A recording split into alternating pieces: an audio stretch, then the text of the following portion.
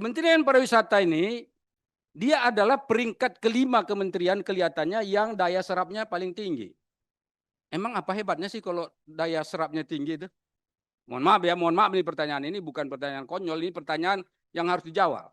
Sebab apa? Untuk apa kita serap anggaran itu banyak-banyak kalau tidak mendatangkan kesejahteraan untuk rakyat?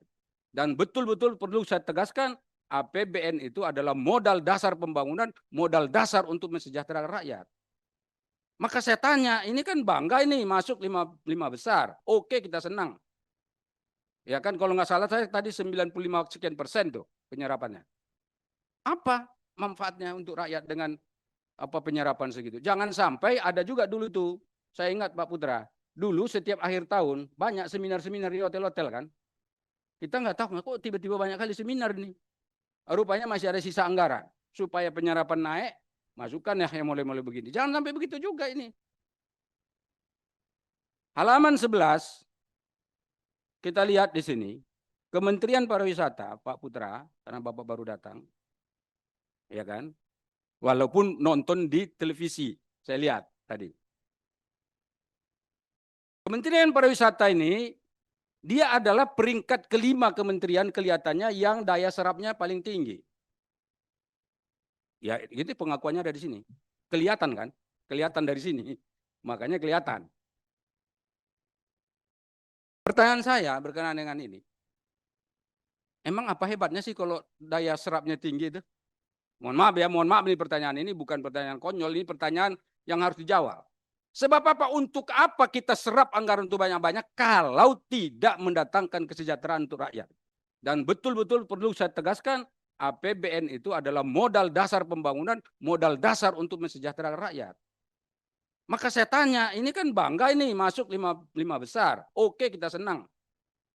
Ya kan kalau nggak salah saya tadi 95% tuh penyerapannya. Apa manfaatnya untuk rakyat dengan apa penyerapan segitu? Jangan sampai ada juga dulu tuh, saya ingat Pak Putra, dulu setiap akhir tahun banyak seminar-seminar di hotel-hotel kan. Kita nggak tahu kok tiba-tiba banyak kali seminar nih.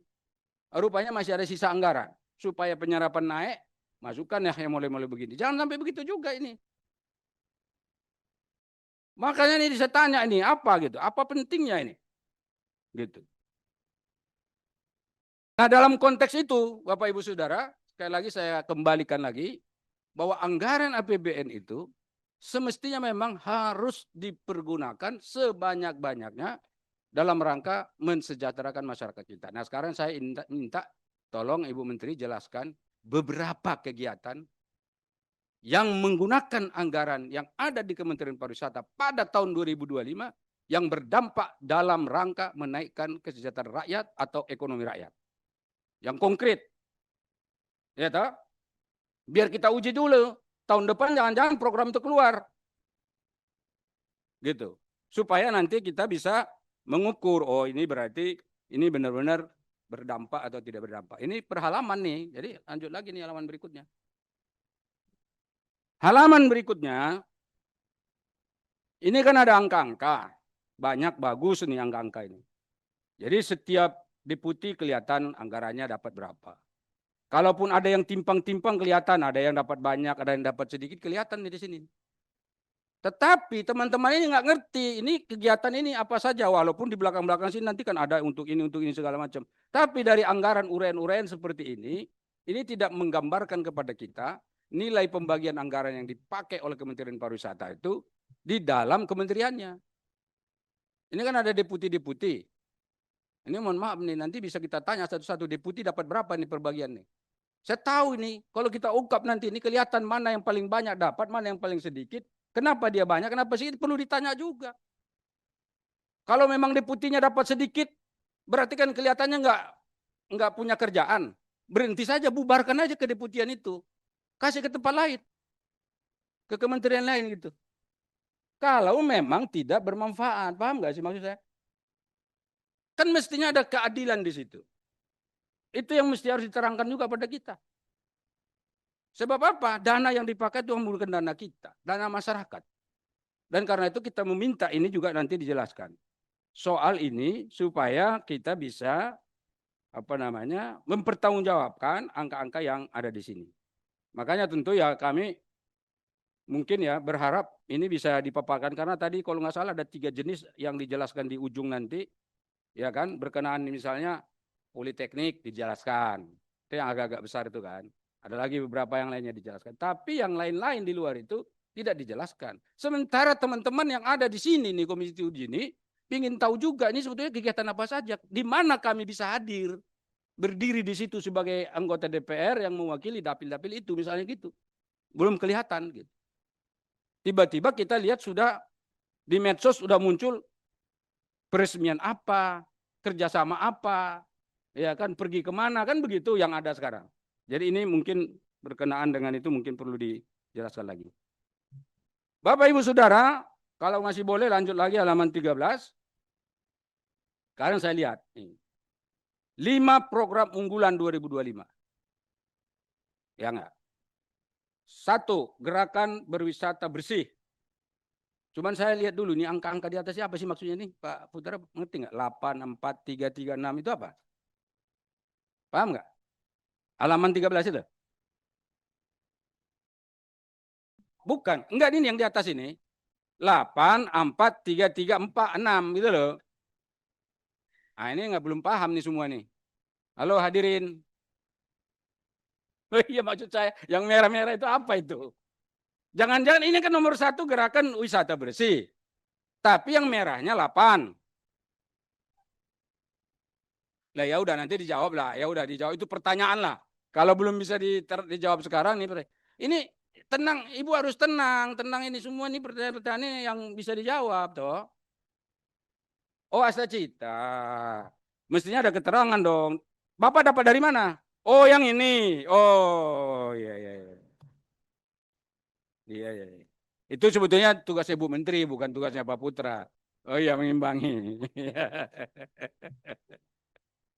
Banyak, masih banyak.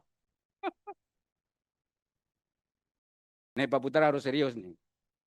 Anda tawa-tawa gitu saya lihat enggak serius loh.